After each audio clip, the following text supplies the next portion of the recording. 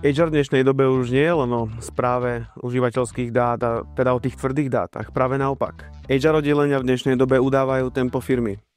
A práve na to potrebujú nástroje na to, aby dokázali efektívnejšie pracovať so svojím časom, automatizovať a teda ušetriť čas a venovať sa práve tomu, čo je vo firme najdôležitejšie. Jej ľudia. My v Sloníku sa práve sústredíme na vývoj aplikácie, ktorá je poháňaná modernými technológiami, napríklad AI, ktorá vám zaručuje zefektívnenie týchto procesov. A teda, ako som už spomínal, venovanie sa viacej ľuďom a menej administratíve.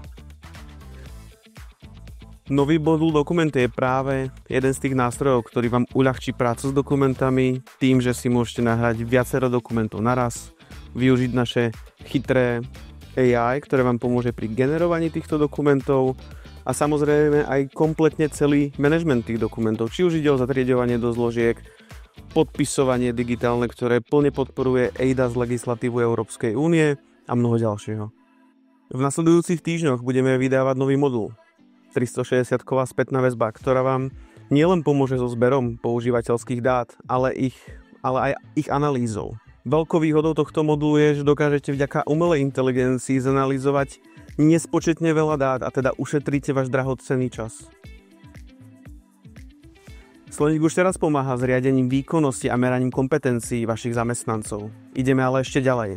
Sloník prináša revolučný nástroj pre analýzu kompetencií vašich zamestnancov pomocou umelej inteligencie a vy ako HRista sa budete sústrediť práve na ten rozvoj tých vašich zamestnancov.